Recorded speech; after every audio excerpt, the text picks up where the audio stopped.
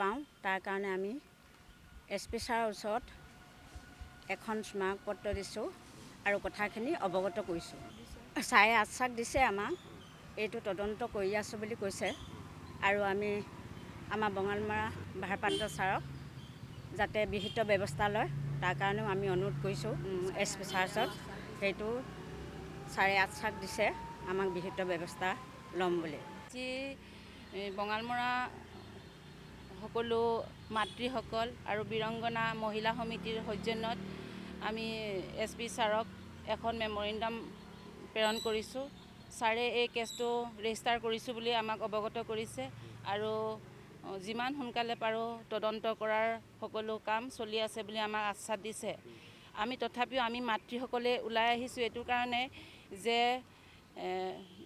যোৱা দেওবাৰে 12 তাৰিখে যিটো ঘটনা চেঁচাত হৈ গ'ল, পুনৰ তেনেকুৱা ঘটনাবোৰ হ'ব নালাগে আৰু আমাক প্ৰশাসনে ৰক্ষণাবেক্ষণ দিয়াৰ ক্ষেত্ৰত তেনেকুৱা জেগাবোৰ দুৰ্গম জেগাত যোৱাৰ ক্ষেত্ৰত তেওঁলোকে আউটপোষ্টসমূহ কটকটীয়া কৰিব লাগে।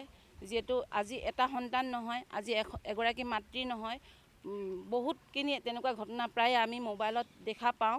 সেইকাৰণে আমি আজি SP ছাৰক সকলো মহিলাই আহি ছাৰক অনুৰোধ কৰিছোঁ যে আমি দাবীও কৰিছোঁ এই ক্ষেত্ৰত যাতে ভৱিষ্যতে তেনেকুৱা দুৰ্গম জেগালৈ যোৱাটো বাট পথবোৰ বন্ধ কৰি দিব লাগে আৰু বিশেষকৈ বঙালমৰাত আমাৰ সকলোৱে জানে যে বিশ্ববিখ্যাত হৈ গৈছে যে এটা ড্ৰাগছৰ যিটো নিচাযুক্ত আছে, ঘাটি আছে, সেই ঘাটিসমূহ প্ৰশাসনে উদ্ঘাটন কৰিব লাগে আৰু চৰকাৰে তেনেকুৱা জেগাবোৰ বন্ধ কৰি দিবলৈ পুলিচ প্ৰশাসনকো তদন্ত কৰিবৰ কাৰণে কটকটীয়া ব্যৱস্থা ল'ব লাগে।